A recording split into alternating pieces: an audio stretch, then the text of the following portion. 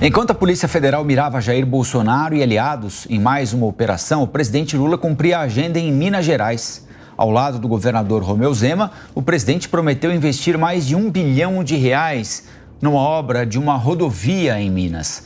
Os detalhes na reportagem de Luciana Verdolim. O presidente Lula encerrou por Minas Gerais o giro que fez pelos estados mais importantes politicamente. Os governadores de Minas Gerais, Rio de Janeiro e São Paulo receberam Lula, que negou que o objetivo das visitas tenha sido buscar apoio, como se especulou nos últimos dias, de olho nas eleições municipais. Lula disse que o objetivo, na verdade, é agregar. Lula faz reunião com os governadores bolsonaristas porque o Lula quer dividir. Eu não quero dividir nada.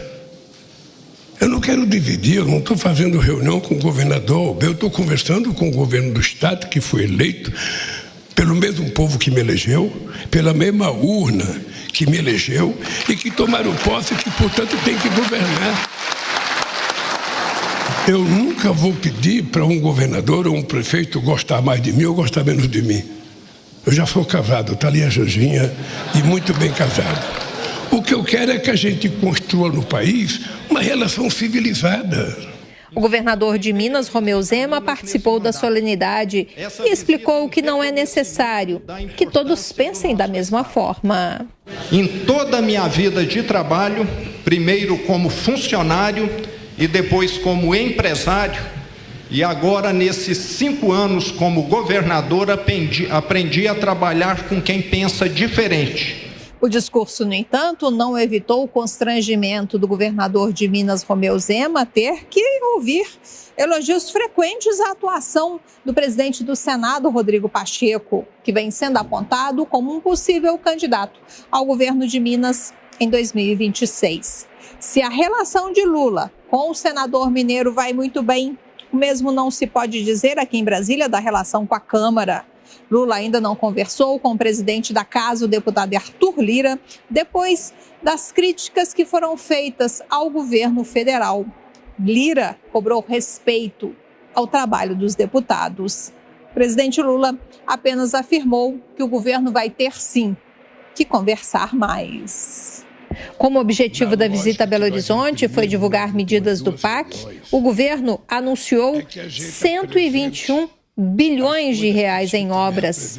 São recursos para saúde, educação e o que era muito esperado, investimentos para o início da duplicação da 381, conhecida como Rodovia da Morte, que liga Belo Horizonte a Governador Valadares. Foram anunciados também recursos para o anel rodoviário para melhorar o trânsito no acesso à capital do estado.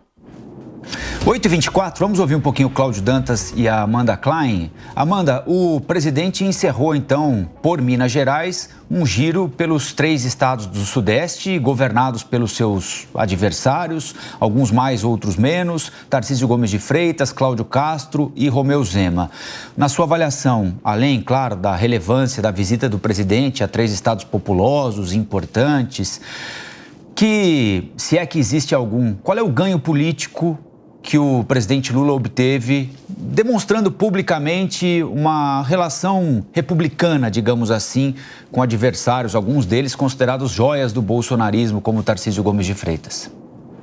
Colombo, eu acho que isso revela algumas coisas da estratégia do Lula, né? Quando você fala nessa relação republicana e na capacidade de estabelecer pontes, inclusive com adversários, com governadores que apoiaram a tentativa de reeleição do ex-presidente Jair Bolsonaro. É estratégia eleitoral que está por trás de Lula, eleitoral para 2024 e eleitoral para 2026. Eu vou colocar mais um dado de informação agora nessa minha entrada. Eu acabei de confirmar que o presidente da Câmara, Arthur Lira, está neste momento reunido com o presidente da República, Luiz Inácio Lula da Silva, no Palácio da Alvorada. A convite de Lula, Lula chamou Lira e os dois estão reunidos depois daquele discurso muito duro no início da semana, na terça-feira, em que o Lira disse que o Congresso não tem que ser mero carimbador das ações do Executivo, que o orçamento deve ser partilhado e que o governo federal não cumpriu acordos. Até aliados próximos de Lira acharam que ele exagerou no tom, subiu muito o tom e acabou acusando o golpe de que ele está no ocaso de seu poder. Ele tem mais um ano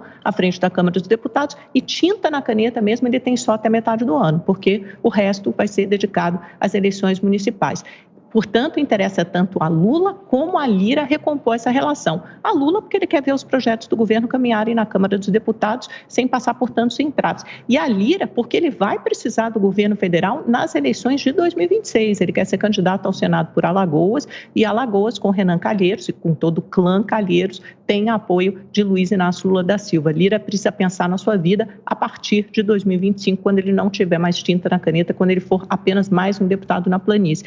E aí, eu contei toda essa história e faço agora a ligação, o vínculo com essa viagem de Lula, é que o Lula está absolutamente imerso nessa estratégia de recompor pontes e de viajar pelo Brasil nesse ano eleitoral. Para ele é muito importante eleger o máximo de prefeitos possíveis pelo PT, ou então em alianças importantes das quais o PT participa, da mesma forma que ele dedicou o primeiro ano do seu mandato a colocar o Brasil de volta no centro do mundo, na arena, na cena internacional. Ele está dedicando esse segundo ano a viajar pelo Brasil, a fazer alianças estratégicas, até mesmo com detratores, no sentido de apontar essa relação republicana, que certamente será bem vista quando a gente fala desse divisionismo, dessa cisão, polarização que tomaram conta do país, e também de aparar e de construir pontes, de participar mais ativamente da articulação política do governo com o Congresso.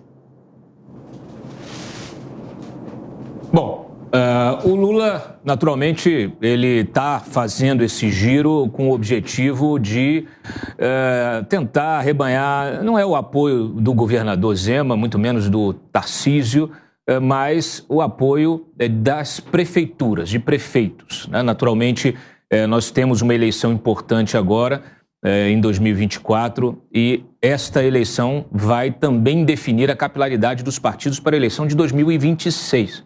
E o Lula está fazendo isso com o seu papel, com a máquina na mão, né, oferecendo obras milionárias, bilionárias, e isso vai enchendo os olhos dos políticos, né? O que move a política? É a expectativa de poder. E o poder envolve também, naturalmente, muitos recursos financeiros, né? Então, nós podemos ver aí uma tentativa de sair também da bolha, né, da bolha do próprio petismo, porque o Lula pisou em Minas pela primeira vez desde que assumiu aí o seu terceiro mandato, e já vinha sendo cobrado, né, a olhar por Minas. Aliás, o Lula precisa, neste movimento de tentar romper a bolha do Nordeste, né, onde ele teve a votação expressiva dele, tentando justamente desmontar, né, um eleitorado que não acredita nas suas propostas, um eleitorado que optou pelo Bolsonaro no Sul, no Sudeste, no Centro-Oeste, e que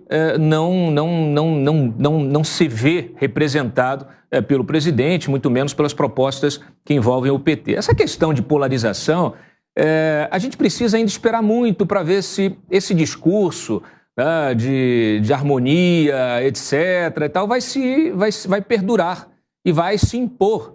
Porque, na verdade, nós tivemos aí, há pouco tempo mesmo, há dias atrás, a própria Gleisi Hoffmann, presidente do PT, dizendo que é preciso polarizar, sim.